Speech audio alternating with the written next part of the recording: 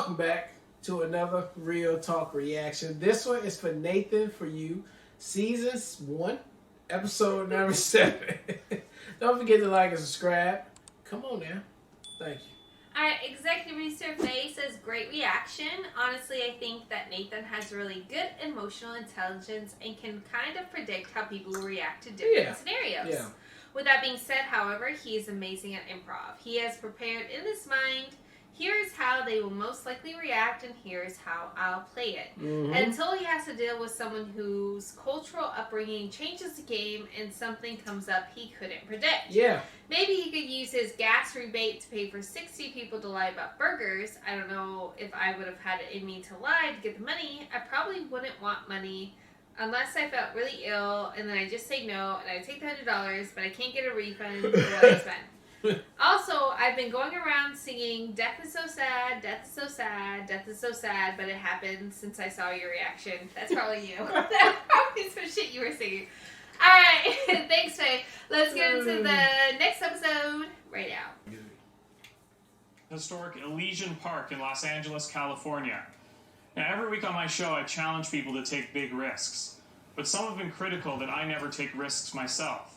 Well, tonight, that's all going to change. Over the past month, I've been learning how to pick the lock on these police-grade handcuffs. Why, you ask? Because tonight I'm going to take a bigger risk than anyone has ever taken on television before. In just a few moments, I'm going to be handcuffed to this solid steel frame, and I'll have exactly 90 seconds to free myself before the claw on this robotic arm undoes my pants, exposing me to an audience of children. Yeah. Oh my if that happens, an LAPD officer is standing by to arrest me for indecent exposure.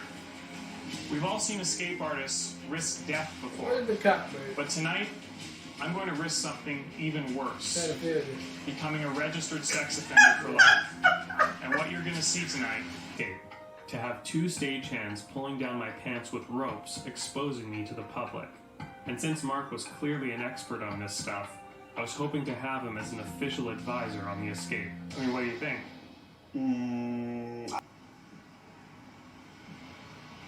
Interesting question. Both can be offended. More likely children insofar as that it's offensive, period. So you're saying it's better to use children? I don't really think it's my place to suggest it. Okay, sure.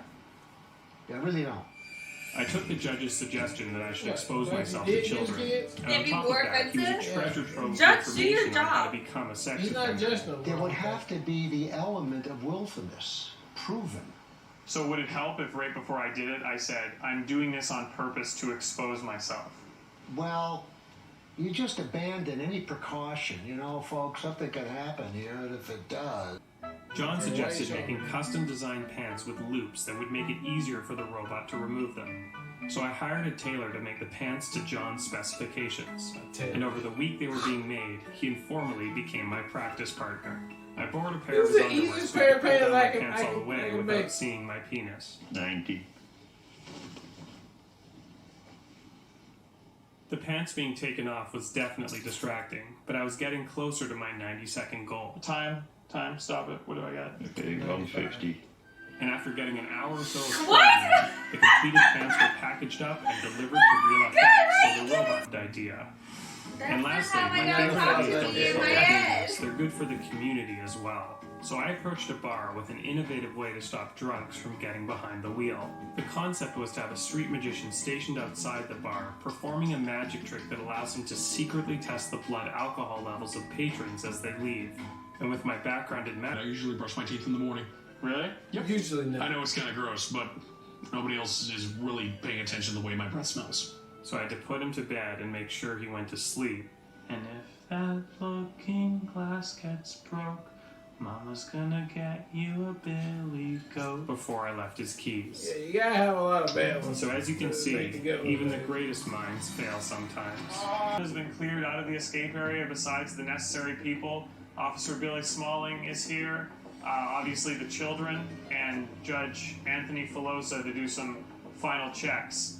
I'm now going to hand over the reins to Matt Money Smith, national sportscaster who will be calling the event. Yeah, Money Matt, Smith. thanks for doing this. No, thanks for having me, Nathan. And do you have any questions for me? Well, I think the obvious one is, why are you doing this? I think the obvious one is, why are you doing You know, this? for the show and stuff. For the show itself. Well, I just get the sense that perhaps, I mean, you know this is controversial, right? Yeah.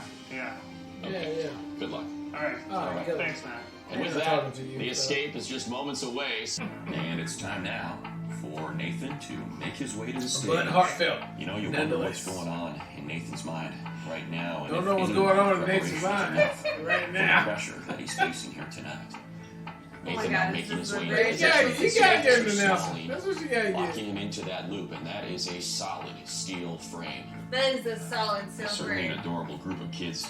Certainly an adorable group of Certainly kids. hope We that don't want doesn't them end to- with seeing a man expose himself to. Yeah, we definitely don't want Well, this. now that Nathan's locked in, the crew gonna do one last look over, so we'll step away for a commercial, and when we return, the escape. The escape.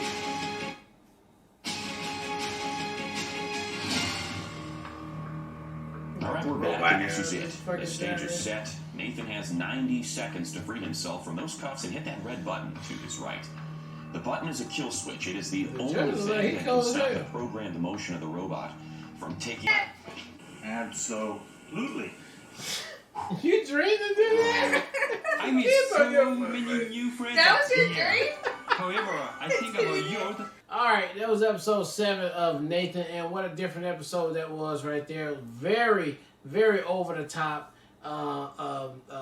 Design-wise, concept-wise, and execution-wise, loved it. That's how you commit to a joke right there. You commit 1 billion% to the joke. You even had the point where it was like every other Magic primetime thing that we seen from like David Blaine or Copperfield or something like that. They just milk it all the way through until the end, right? You even have the logo flash on the front, you know, the graphics and all that right there. He had the backstory of like, what if this happened and all that. And then he even executed even more to me, which I love. He had the announcer that was there who was giving the play-by-play, which sold it even more on there. And then the kids too. The kids were just adorable, all the same. And then he mixed it in, you know, with a little bit of the other episodes that I didn't get to air, which all encompasses into a very good episode on this one right here. And then the over the top of like, why are you doing this? It makes no sense for you to even do it.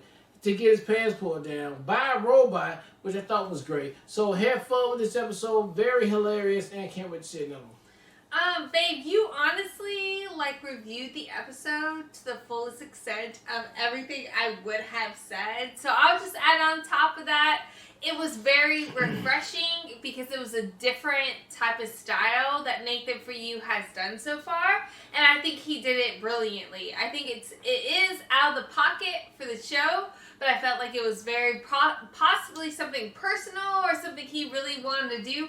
But to me, it really worked. It worked all the way through and through with the different aspects of what he introduced in the episode.